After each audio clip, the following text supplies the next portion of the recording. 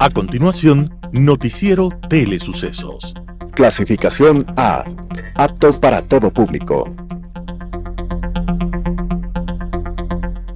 Un noticiero pensado para usted porque se lo merece. Nos acercamos a la realidad desde diferentes perspectivas. Noticiero Telesucesos. Primera parte del Noticiero Telesucesos con las noticias más importantes del día.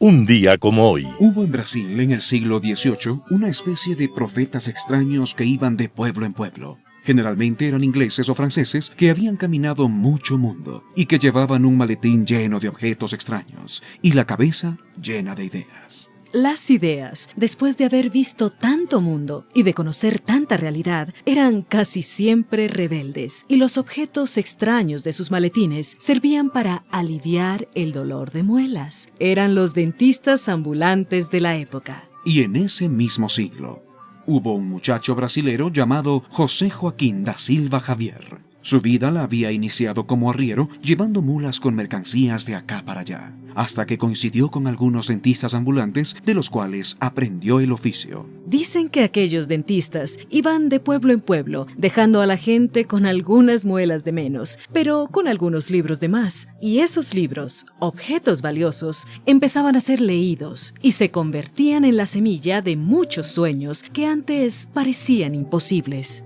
El sueño de la libertad, por ejemplo. El sueño de la independencia frente al imperio. Esos sueños calaron hondo en aquel joven, José Joaquín da Silva Xavier, que desde entonces recorrió el país predicando la insurrección y calmando dolores dentales. Por eso lo llamaron Tiradentes. Y Tiradentes sacaba muelas y exponía ideas. ¿Cómo sería el aspecto militar de la lucha? La libertad de los esclavos, la propiedad de la tierra. ¿Y cómo serían el escudo y la bandera?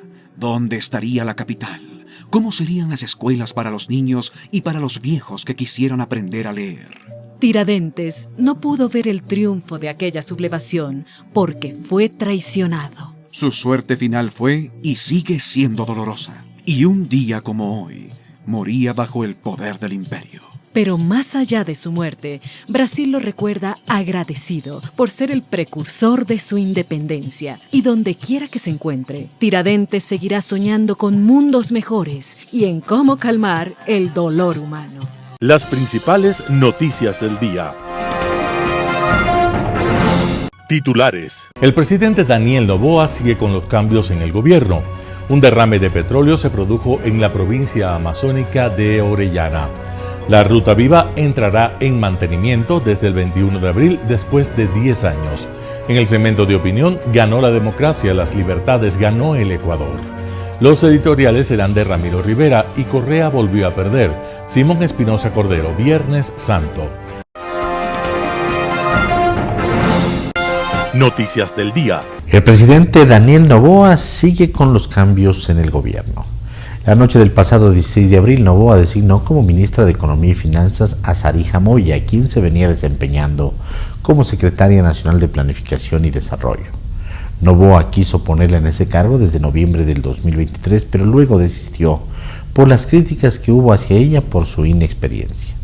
El mandatario también le encargó 2 veces la vicepresidencia de la República cuando el Ministerio de Trabajo suspendió del cargo a Verónica Abad. Ella es la tercera ministra de esa área en este gobierno. El primero fue Juan Carlos Vega y el segundo Luis Alberto Jaramillo, que antes era ministro de Producción, Comercio Exterior, Inversiones y Pesca. Noboa reintegró también la noche del 16 de abril a Jaramillo a dicho ministerio, en tanto que en la Secretaría de Planificación quedó como encargada Andrea Sánchez.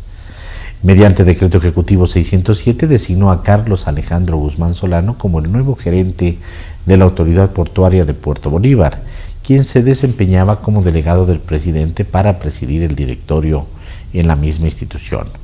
Guzmán reemplaza a David Rojas Arroyo, quien había ocupado el cargo de gerente desde el 29 de junio del 2023, según consta en el decreto ejecutivo. Noboa tiene previsto viajar a Miami, Estados Unidos, este 17 de abril por asuntos personales, y regresará el 22 del mismo mes, según el decreto ejecutivo 606. Un derrame de petróleo se produjo en la provincia amazónica de Orellana. Un derrame de petróleo se registró a las 18 horas del 16 de abril de 2025 en la parroquia amazónica de Taracoa, en el cantón Francisco de Orellana, pero la petrolera estatal Petroecuador dijo que el evento se encuentra controlado. La alerta la hicieron los ciudadanos a través de sus redes sociales. Petroecuador indicó que el derrame se registró en el sector de la vía asfaltada de ingreso a la plataforma Yulebra 04 y que fue causado por el impacto de un vehículo particular tipo cama baja que realizaba labores en la zona, afectando la línea de flujo de producción.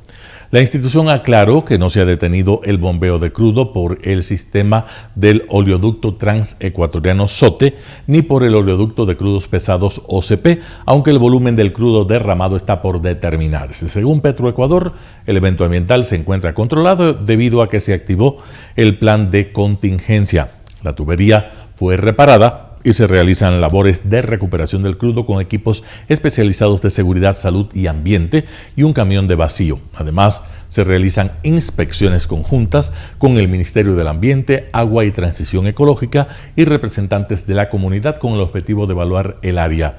Este nuevo incidente se suma a una larga lista de derrames ambientales registrados en el país. Uno de ellos ocurrió el 13 de marzo en la provincia de Esmeraldas, cantón Quinindé.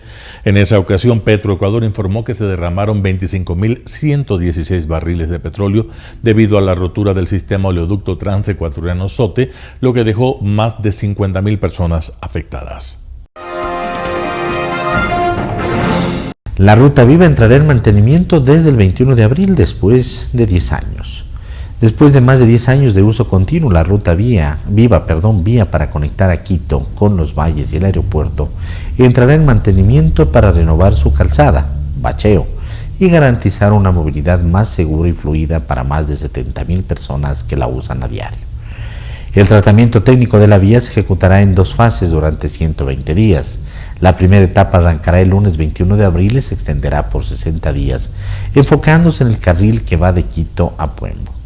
La segunda fase intervendrá el carril de Puembo a Quito y también durará 60 días.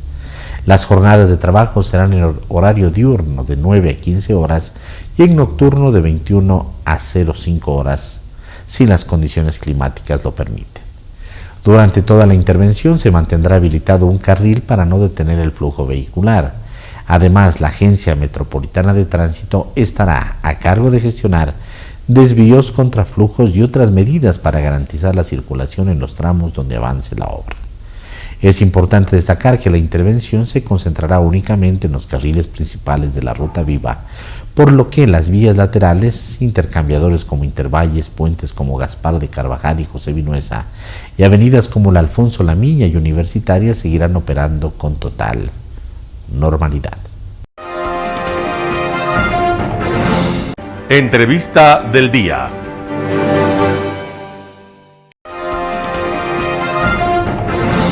En Impacto Informativo, Medardo Leas, ex vicepresidente del Tribunal Supremo Electoral, habló acerca del anuncio de la Asamblea Constituyente. Escuchemos qué es lo que dice. La señora González hace declaraciones irresponsables, no sustentadas, que reflejan su amargura por perder unas elecciones. Estas elecciones han sido las más controladas en la historia democrática del Ecuador. Nunca ha habido tantos delegados. El mayor número de delegados lo puso Alianza País para 41.000 juntas receptoras de voto, ellos mandaron 47.000. Y esos delegados que estaban en cada una de las juntas receptoras de voto vieron cómo se abrieron las urnas, cómo se contaron los votos a favor de Luisa González, los votos a favor de Daniel Noboa, los blancos y nulos. Vieron cómo se llenó el acta y solicitaron una copia del acta con la cual, si por ejemplo hubo algún cambio o intento de fraude en la Junta Provincial Electoral, a donde van todas las actas, ellos podrían decir, señora, aquí tengo mi acta. Porque además los medios de comunicación, pues en buena parte de las juntas. Pero no lo hace, dice simplemente fraude. Lo repite el señor Mabuzo, que ahí sí es el buzo hablando de orejas. El señor que violó toda una elección, hizo fraude, que no presentó una sola acta, dice al proceso más controlado, para que los ciudadanos comprendan mejor. Cuando se hace una junta receptora de voto van 5 integrantes, o sea que trabajan más o menos 280.000 ciudadanos que son escogidos de las universidades, fundamentalmente de los colegios, y conforman la junta receptora de voto. Siendo una sola papeleta es muy fácil manejarlo. Entonces sume a los 280.000, los 47.000 delegados de alianza ¿cómo se llama? De alianza país, como cambian cada elección, cambian de nombre. Efectivamente. Más los 41.000 que tienen los de Daniel Noboa, más los 1.700 observadores internacionales que estaban repartidos en todo el país e incluso estaban en el centro de cómputo, ellos hubieran detectado cualquier intento de fraude. Entonces lo que pasa que son malos perdedores, pero qué coincidencia que solamente los que pertenecen al grupo de Puebla, socialismo siglo XXI, encabezados con el más irresponsable sujeto que hay en la democracia y en el mundo, que se llama el señor Maduro, y después me apena que es guerrillero Petro se olvide que es presidente y comienza a hacer declaraciones que incluso son desvanecidas por la propia delegación de colombianos que vinieron acá como observadores internacionales. Ya vamos a analizar detenidamente el tema de Gustavo Petro. Hablando del Grupo de Puebla, fíjese que a Noboa lo reconoce Lula. A Noboa lo reconoce el nuevo presidente del Uruguay. Lo reconoce el presidente de Chile. La señora de Honduras. Exactamente. Pero mire usted, incluso en México, lo único que dice la señora Claudia Sheinbaum es que mientras no esté de presidente, ella no reconoce al gobierno, dice, pero no habla de la elección. Pero ella dice que es fraude porque eso dijo Luisa González. Pero, a ver, señor, yo creo que hay que ser un poco responsables. Estos señores perdieron de la forma más clara, transparente, con un adicional. Todo el Ecuador salió a votar. Especialmente lo que ahora se está promocionando, los viejitos, los abuelitos salieron a votar. Porque ellos sabían que cualquier experimento de estos de los socialistas del siglo XXI les quebraban a ellos, y la quiebra a un jubilado es la muerte de ellos. Porque mucha gente vive con $400, pero si después le van a dar $4 que esos billetes no sirven para nada, los matan. Entonces la gente estaba confiada de que definitivo no queremos nosotros un sistema que ha demostrado desde hace más de 70 años que fracasó en el mundo. Ahí está Cuba, ahí está Nicaragua, ahí está Venezuela, ahora Bolivia. Entonces, ¿qué querían? ¿Que nosotros votemos por esos malos experimentos? No, señores. Entonces este triunfo es claro, inobjetable, legal, y no ha sido demostrado con una sola acta que haya presentado la señora, porque los actos democráticos amparados en estos procesos se presume que son legales, a menos que se demuestre lo contrario. Para eso están los recursos de impugnación, de apelación. No se ha presentado ningún recurso. Además, la presidenta Diana Tamaín señalaba que la acusación de fraude y grotesco, como la calificó Luisa González, no les corresponde a ellos, tienen que ir a la fiscalía, porque ese es un delito, el fraude. Así es. Y ante la fiscalía no se ha presentado nada hasta el momento. Es que ellos no tienen nada. Lo que deberían es tener vergüenza, y especialmente ante el país, si tuvieran honradez moral e intelectual, demostrar de dónde sacaron tanto dinero para la campaña. Marcelo Fernández de Córdoba, en Impacto Informativo, ex vicecanciller, habló acerca del tema de México, Colombia y Venezuela. No reconocen el triunfo de Daniel Noboa. Vamos con la nota. Con México la situación está dada desde la toma de la Embajada de México y tomarle preso al ex vicepresidente Glass, que continúa en este momento en la cárcel aquí en el Ecuador. Esta fue una circunstancia muy complicada. Parecía que se evitó la fuga de Glass, que estaba planificándose, ¿no? Y se evitó con la toma de la embajada, que obviamente que esto es un acto que no debió haber ocurrido, pero que en la práctica ocurrió, y posiblemente tal vez no había otra alternativa, de acuerdo con el gobierno, para impedir que Glass fugue de la justicia ecuatoriana. Él está sentenciado, condenado, y no procede un asilo diplomático en este caso. Entonces México reaccionó, planteó una demanda en contra del Ecuador ante los organismos internacionales, particularmente ante la Corte Internacional de Justicia de la Haya, pero eso no ha progresado, eso está ahí en stand-by, y obviamente que México quiere manifestarse que, en el sentido de que no reabrirá negociaciones con el Ecuador. Bueno, eso si eso se mantiene, eso es así, no hay nada que hacer. Por parte del Ecuador simplemente un acto de buena voluntad, alguna cosa, pero no cambia la situación, la que origina esta decisión de México que viene desde el anterior gobierno mexicano, de López Obrador. Entonces hay que dejar que el tiempo sanará, o pues, se llegará a mantener esta situación hasta que el presidente Noboa culmine en este nuevo periodo. Ahora, evidentemente que el iniciar un nuevo periodo sí podía haber sido un hecho de buena voluntad, pues reconocer al nuevo gobierno. El reconocer no significa que se reinstalan las relaciones entre los dos países, pero bueno, la situación está dada así y no creo que el Ecuador pueda hacer algo al respecto. Pero más bien lo que se ha dado es una suerte de pico de enfrentamientos entre México y el Ecuador, más allá de que no existan las relaciones diplomáticas entre los dos países, pero la señora Sheinbaum puede hacer calificativos sobre lo que está pasando aquí en el Ecuador. Ella, por ejemplo, ha dicho que aquí ha habido un fraude. ¿Y por qué? Porque Luisa González ha dicho eso. También ha hecho alguna referencia a los informes de los observadores. Ellos resaltan algunas irregularidades en los comicios, de los cuales los toma como referencia la presidenta Sheinbaum. Pero en ningún informe de los observadores dice que hubo fraude. Bueno, mire, hay una distorsión por parte de ella en todo este tema. Obviamente que al no haber ganado la candidata que tenía simpatías por parte de México, a nadie se le oculta las simpatías de México, sea por la señora Luisa González o por el expresidente Correa, que van por ahí. México ha concedido asilo y están muchos de los enjuiciados y condenados en el Ecuador por anomalías, sobre todo por corrupción, están en México. Entonces mantiene la misma línea que el anterior gobierno mexicano, en este sentido, pues algo que es sumamente claro y vale la pena porque se puede aplicar para los otros dos países como Colombia y como Venezuela, ¿no? En el caso de Venezuela, que no reconoce el gobierno Noboa, pues es simplemente porque la línea política que ellos mantienen.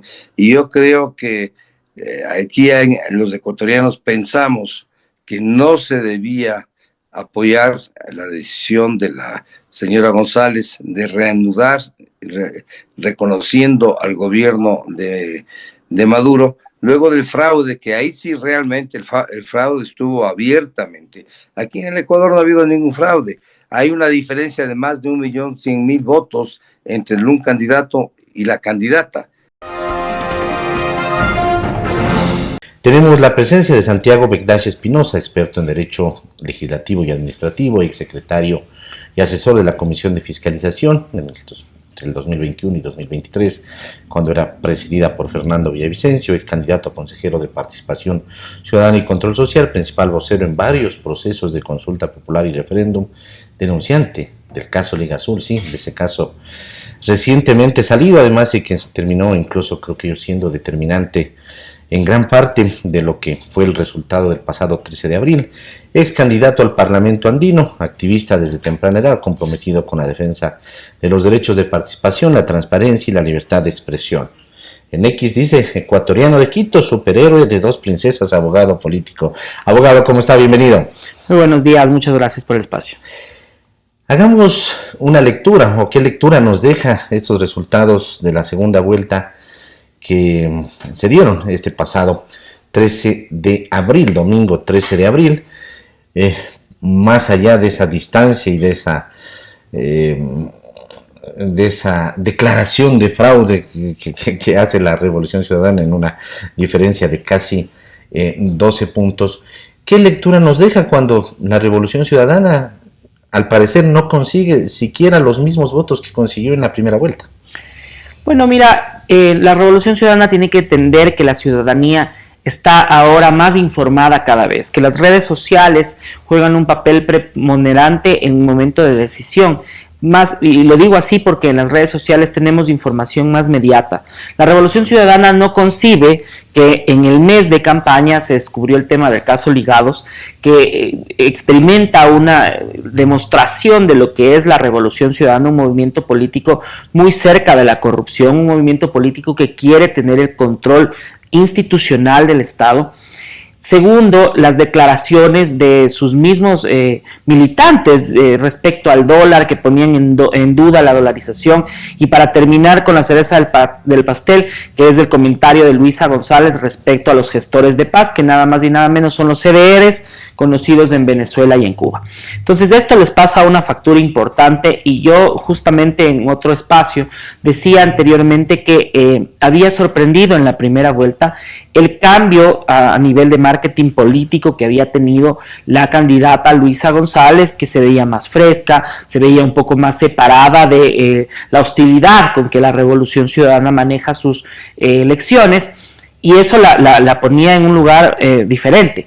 Al momento que ella va al debate y se descoloca porque no puede responder respecto al tema del caso Ligados, que le denominaba la rana René, ese momento ya da el primer giro en razón de la opinión ciudadana. Se descompone ella en el debate. Ella se descompone y ahí da cuentas de que no puede responder lo que tenía que decir. Ella tenía que decir que si es que hay un caso de corrupción dentro de su militancia, sea quien sea, iban a perseguirlo, iban a investigarlo, que iban a prestar colaboración, y lo único que hace es decir que ella es la rana René, pero que no es del cartel de los sapos. Que dicho sea de paso, nadie entendió el contexto de lo que se estaba hablando, porque la señora estaba acusando en varias ocasiones a la directora nacional del movimiento ADN cuando tenía una investigación previa, pero tampoco demostró que esa investigación era verdad. O sea, no es que entregó un documento probatorio que decía que la señora María Beatriz Moreno tenía algún grado de participación en ese contexto. Entonces, todo esto se une a nivel de lo electoral y le juega un papel importante a la candidata. También hay que decir otra cosa, y eso no hay que dejar de lado, porque cuando las cosas se hacen bien hay que decirlas. Enfrentamos un fenómeno invernal bastante fuerte en varias zonas del país, y vimos una respuesta inmediata y bastante oportuna del gobierno nacional. Vimos un gobierno nacional activo y con muchas ganas de rectificar en su discurso, poniendo a sus ministros en el territorio. Entonces esto dio luz para que la ciudadanía vote en su mayoría por el presidente Daniel Noboa y no haga lo propio por la señora González, que pese a que tienen un montón de poder, porque la Revolución Ciudadana tiene la presidencia de la Asamblea, tiene la mayor cantidad de alcaldías y prefecturas, no han podido sostener su habilidad para gerenciar el país, para gerenciar estas situaciones, y que esto les beneficie a nivel electoral. ¿Lo de la prohibición de tomar la foto al voto termina influyendo? En la primera vuelta hubieron varios casos, varias denuncias, es decir, había hechos palpables de gente que decía, sí, a mí me obligan a tomar el voto, a tomar la foto del voto, ¿no? Como una manera de extorsión. Es verdad esto, pero ya cuantificar eso es un poco complicado, ¿no? Claro. Y de todas maneras no creo pues que eso sea más de 1,000 personas que hayan sido las que estaban siendo extorsionadas.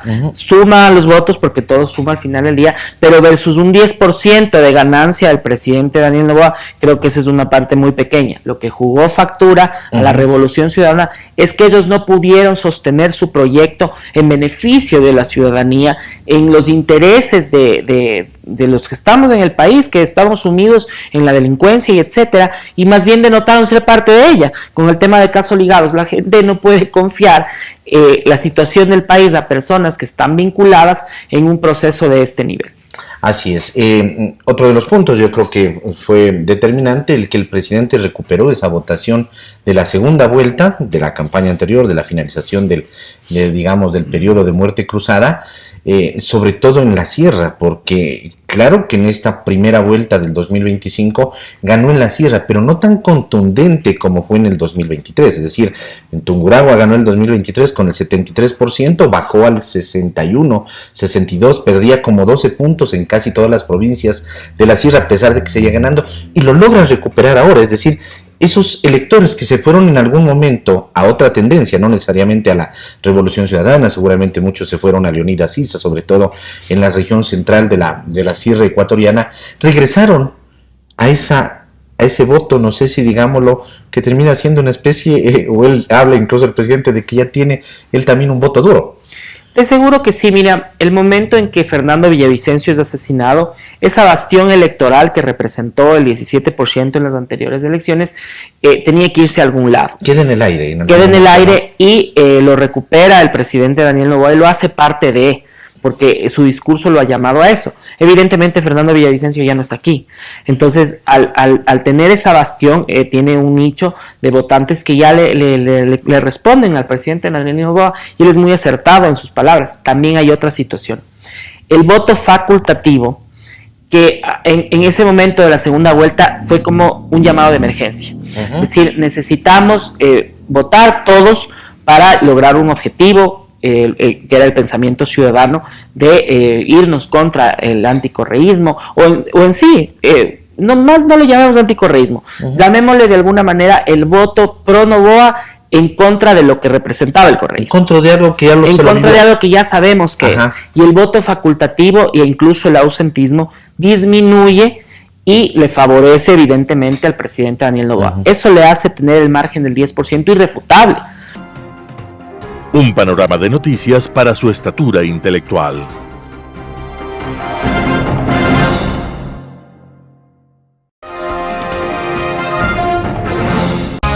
Poder Ciudadano, con el doctor Patricio Gijón.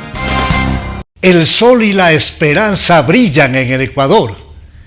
Tras el nítido triunfo de Daniel Noboa Sin en las urnas de segunda vuelta de un proceso electoral plagado por campaña sucia y el miedo de una población de perder un sistema democrático de libertades, así como el dólar como moneda de curso legal, quedó demostrado que la convocatoria a los adultos mayores y a la juventud germinó con la más alta asistencia de votantes de edad avanzada y de jóvenes ecuatorianos que sumaron los votos necesarios para entregarle al candidato presidente un mandato muy claro, en dirección a que haga las rectificaciones necesarias, rodeándose de los mejores ecuatorianos para, junto con la ciudadanía, buscar responsablemente un gran acuerdo nacional por la paz, la seguridad, la justicia, el trabajo, la salud, la educación, la seguridad social y, en suma, el desarrollo. A eso de las 20:15 horas del domingo 13 de abril, la presidenta del CNE, Diana Atamaín, se presentó en cadena de radio y televisión para señalar la existencia de una tendencia irreversible que, con más del 93% de votos válidos incorporados al sistema oficial, se determina que el binomio ganador en las urnas es el de ADN, conformado por Daniel Noboa y María José Pinto. Desde la sede de la campaña de la RC en Quito se esperaba la llegada de la candidata González. El país pudo observar a varios dirigentes correístas con caras largas y de angustia tras el claro fracaso electoral. Luisa González pronunció un corto discurso en el que en su parte medular informó al país que no reconocía ese resultado y que oportunamente demostrará, dijo ella, las irregularidades y el fraude que se habría ejecutado. La desalineada intervención de la candidata lo único que sumó a su inconducta es hacer el ridículo. La jornada electoral se desarrolló sin mayores contratiempos. Nunca antes en la historia política del Ecuador su población estaba tan polarizada. Las encuestas daban a uno y otro candidato pequeñas diferencias que estaban dentro del margen de error. Únicamente la firma Cedatos otorgó a Noboa una diferencia mayor a los 9 puntos. La clarísima victoria de Daniel Noboa Sin es una de las más holgadas de la historia nacional, si tomamos en cuenta que en las elecciones de segunda vuelta de los años 2017, 2021 y 2023, así ocurre. La ventaja del ganador no superó los 5 puntos en esos años. El crecimiento del candidato Noboa está ligado a una serie de crasos errores cometidos por la RCE y sus principales dirigentes, comenzando por la clarísima declaración de 2 de sus legisladoras en el sentido de que introducirían en el país el ecuadólar, o el diálogo de Correa y Patiño en un canal ruso, donde denostaron en contra de los Estados Unidos de Norteamérica y criticaron la utilidad del dólar. La propia señora González planteó en el debate un esquema agresivo, prepotente, grosero, con el que ensayó muy graves acusaciones e insinuaciones en contra de su adversario, quien por el contrario mantuvo un talante democrático y un extraordinario control emocional para no entrar en el juego de pelea de barrio que planteaba González. Luisa nunca pudo cortar su sólido cordón umbilical con el decadente y tóxico Correa. El país leyó con claridad que votar por ella era votar por Correa, por la impunidad, por el regreso de los sentenciados, por la desdolarización, por la venezualización de nuestro país. Nunca antes en la historia las agrupaciones políticas habían acreditado tantos delegados para las juntas electorales de segunda vuelta. Entonces la posibilidad de tocar la voluntad popular y hacer fraude se reducía hasta eliminarse en esta ocasión. Noboa ganó en todas las provincias de la Sierra, así como en las provincias orientales de Napo, Orellana, Pastaza, Morona, Santiago y Zamora Chinchipe. Ganó también en Santo Domingo de los Áchilas y en la costa, en Guayas y El Oro, a más de un nítido triunfo en la región insular de Galápagos. El pueblo ecuatoriano no ha entregado ni mucho menos un cheque en blanco al presidente Daniel Noboa. Ha rechazado con nitidez y vigor la propuesta autocrática, ha censurado un proyecto totalitario vinculado a grupos mafiosos, ha apostado en favor del dólar y de un horizonte de progreso social con la recuperación de la seguridad, la paz, el trabajo, la educación, la salud, la seguridad social. Daniel Noboa Sin está obligado a mejorar sus equipos de trabajo, incorporando a ecuatorianos honestos y experimentados para lograr equilibrar un proyecto político que parta de un proceso que construya un gran acuerdo nacional por la seguridad, la paz, la justicia, el trabajo y el desarrollo integral. Editorial. Y Correa volvió a perder. Artículo de Ramiro Rivera publicado en diario El Comercio. El 5 de febrero escribió un artículo titulado Correa volverá a perder. A la siguiente semana, el 12, otro artículo. El correísmo está perdiendo.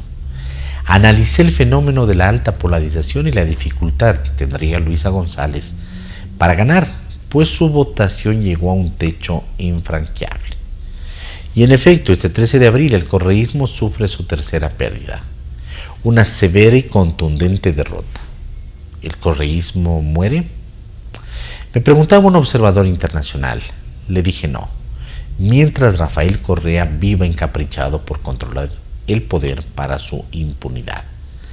Las elecciones ya no se ganan con el tremendismo, la retórica acrobática o el perreo para llegar a la juventud. Adoptar varios roles terminaron difuminando la identidad de la candidata. La sensualización relativa a los sentidos y la sexualización de la imagen no siempre ayudan. Eso no engrandece, dignifica ni retrata la inteligencia y el derecho a participar. No sirve la estridencia, la agresión o el rencor, ni la confianza en el olvido. Tampoco los acuerdos y las alianzas entre políticos. Al ciudadano común le importa un rábano, pues lo ve distante y ajeno. La fatalidad de los caudillismos, salvo que se incrusten y atornillen al poder como dictadura, poco a poco se arruinan y aniquilan. Hay mujeres que han llegado al poder por su liderazgo e inteligencia. Citemos en América Latina el caso de Michelle Bachelet, por otras circunstancias especiales María Estela Martínez de Perón o Violeta de Chamorro, por un caudillo Dilma Rousseff o por maquinarias de corrupción Cristina Fernández. ¿Qué decir de liderazgo, firmeza y ponderación de Golda Meir, ex primera ministra de Israel, Margaret Thatcher en el Reino Unido o la canciller alemana Angela Merkel, respetada y elogiada? Resulta que, desde el interior de la estructura de la Revolución Ciudadana, su candidata es apodada de Rana René, y que no ha leído ni la cubierta de un libro, según las confesiones de Verduga en el caso Ligados. No puede ser único mérito para una candidatura la fidelidad al caudillo, ser dócil o militante orgánica. Al afirmar que aunque discrepe y no esté de acuerdo con el jefe, sale y obedece lo que dispone. La subordinación y la complicidad en la opacidad no confieren credenciales para aspirar a la presidencia. En la Revolución Ciudadana hay mujeres inteligentes. ¿Recuerdan la famosa canción de Willy Colón, Talento de Televisión? No tiene talento, pero muy buena. Tiene buen cuerpo y es otra cosa. Muy poderosa en televisión. En fin, Correa volvió a perder. Artículo de Ramiro Rivera publicado en Diario El Comercio.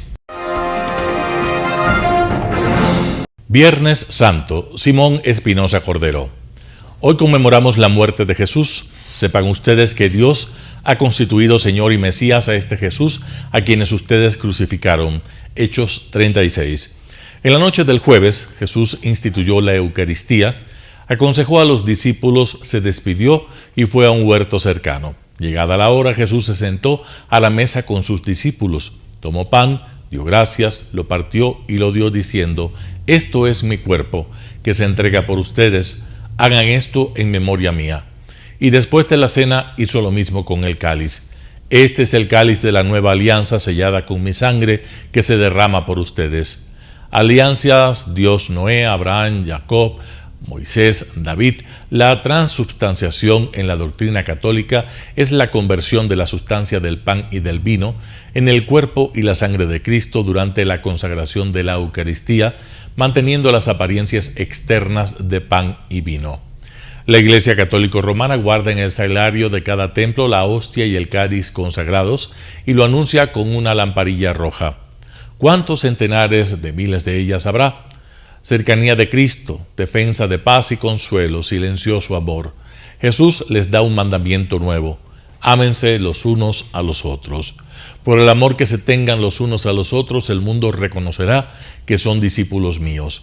Si me aman, obedecerán mis mandamientos, y yo rogaré al Padre para que les envíe el Espíritu Consolador. No se inquieten. Se dirigió al Monte de los Olivos para cumplir con la voluntad de su Padre. Lo apresaron. Fue negado 3 veces por Pedro, junto al fuego encendido en esa fría noche de primavera por las criadas de los sacerdotes, las cuales lo reconocieron como compañero de Jesús. Pasó por varios jueces: Anás, sumo sacerdote judío; Caifás, sumo sacerdote judío de la secta de los tradicionalistas; y Pilato, el gobernador romano. Este no halló razón para condenar a Jesús. Siguiendo una costumbre por la celebración de la Pascua, el pueblo podía liberar a un reo. Pilato les preguntó si querían liberar a Jesús o a Barrabás, un bandido. El pueblo escogió liberar a Barrabás. Pilato ordenó que azotaran a Jesús. Los soldados le pusieron una corona de espinas y sobre sus hombros un manto rojo y se acercaban diciendo a él: «Salve, Rey de los judíos». Pilato lo puso frente a la multitud y dijo: «Este es el hombre». Los jefes de los sacerdotes y los guardias, al verlo, comenzaron a gritar: «¡Crucifícalo! ¡Crucifícalo!».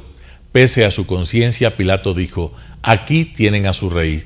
Ellos comenzaron a gritar: «¡Mátalo! ¡Mátalo!». Pilato: «¿Cómo voy a crucificar a vuestro rey?».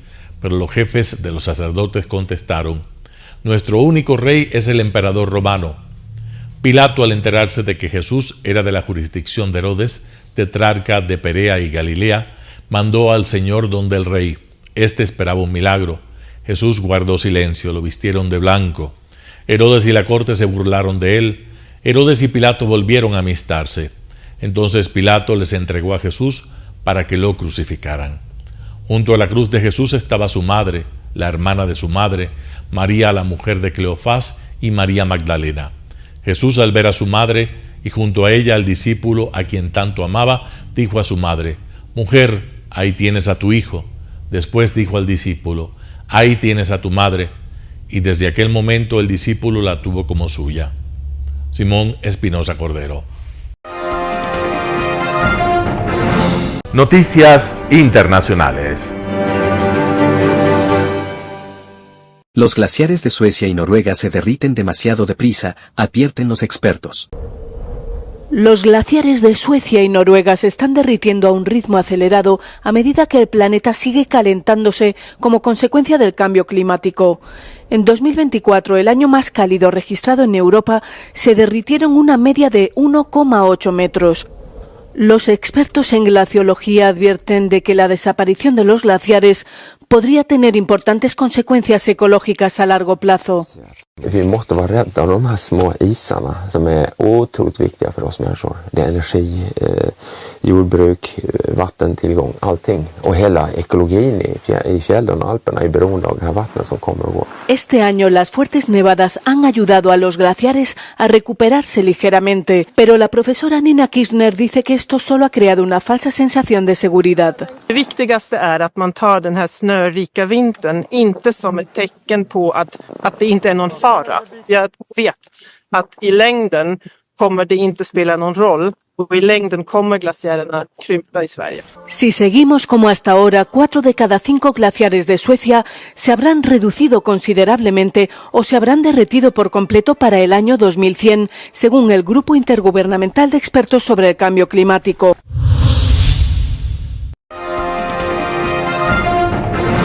Biden acusa a Trump de causar mucho daño en su primer discurso desde que dejó el cargo. El expresidente de Estados Unidos, Joe Biden, critica al gobierno de Donald Trump en su primer gran discurso desde que dejó el cargo, asegurando que ha causado mucho daño y destrucción en apenas 100 días. Fewer than 100 days, this new administration has made done so much damage and so much destruction. It's kind of breathtaking it could happen that soon. Long time.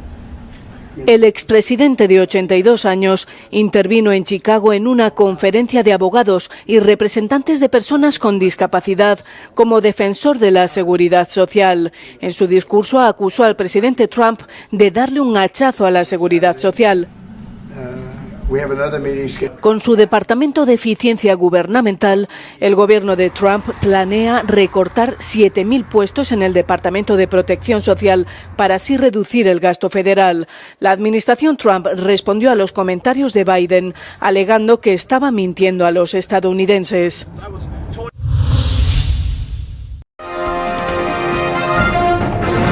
Xi Jinping visita Camboya para reforzar lazos económicos ante la guerra arancelaria de Donald Trump. El presidente chino Xi Jinping llega este jueves a Camboya, en la que es la última escala de su gira por el sudeste asiático. La visita de 2 días de duración sigue a las anteriores en Vietnam y Malasia.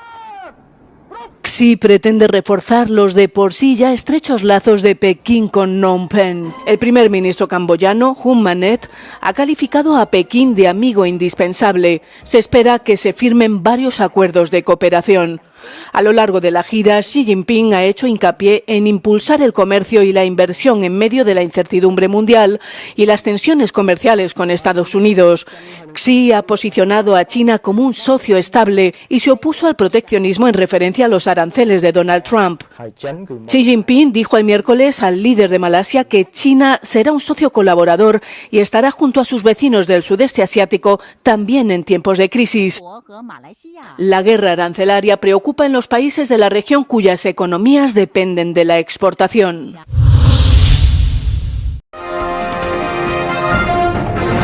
La administración Trump podría enfrentarse a desacato judicial por las deportaciones a El Salvador. El caso de los aviones de deportados a El Salvador es, según un juez federal de Estados Unidos, causa probable para declarar en desacato a la administración Trump. El juez Boasberg ha advertido que podría iniciar procedimientos legales si los funcionarios no devuelven a Estados Unidos a quienes fueron enviados al país centroamericano en incumplimiento de su orden judicial.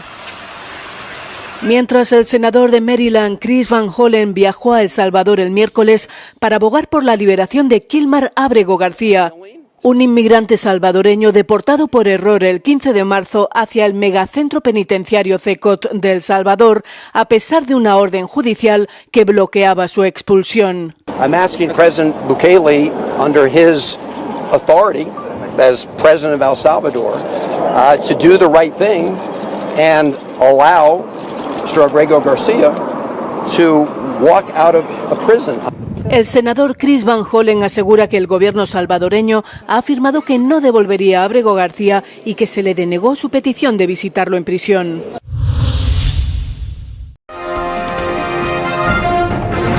Las tropas rumanas simulan una guerra urbana en Bucarest para mejorar su preparación militar. Un contingente de tropas rumanas simula una guerra urbana en un campo de batalla en el corazón de Bucarest, en una coyuntura en la que el ejército se centra cada vez más en ejercicios de combate que implican hipotéticos ataques en zonas densamente pobladas. Military exercise takes place near residential buildings here in Bucharest, Romania. Actually, we are in an urban training area operated by the army. The goal of this military exercise is to improve military readiness and complexity in real-life settings. El ejército instaló estructuras parecidas a edificios de una sola planta con puertas de plástico para crear un entorno realista. Exercițiul vom executa cu armament de airsoft. Aceasta este o replică M4 și nu scoate așa mult zgomot ca o armă de real. Las tropas desplegaron drones de vigilancia y recorrieron la zona de entrenamiento con vehículos todoterreno. Am desfășurat dronele care marchează partea de ochii infanteristului înainte acestuia. Adică odată ne luăm imagini, doi, lăsăm factorul de decizie să vadă exact ce se întâmplă în conflict, la fața locului, și trei, putem să ne ajustăm și să ne corectăm focului de sprijin al artileriei. Rumanía ha estado realizando ejercicios militares más complejos desde que Rusia lanzó su invasión a gran escala de la vecina Ucrania. Conflictul care acum se desfășoară în Ucraina ne transmite anumite semnale, respectiv lecții pe care noi le identificăm, anumite tehnici, tactici și proceduri noi pe care sunt folosite în teatru de operații, putem să-l chemăm un teatru de operații la acest moment, lecții pe care și noi ni le însușim, bune practici pe care le identificăm în acest mediu de securitate actual. También se están llevando a cabo ejercicios de combate urbano en otras bases militares rumanas con el fin de reforzar el flanco oriental de la OTAN.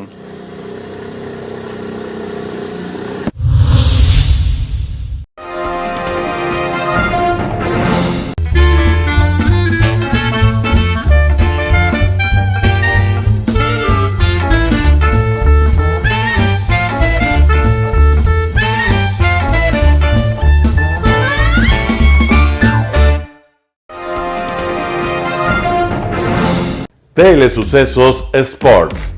Deportes, deportes, deportes.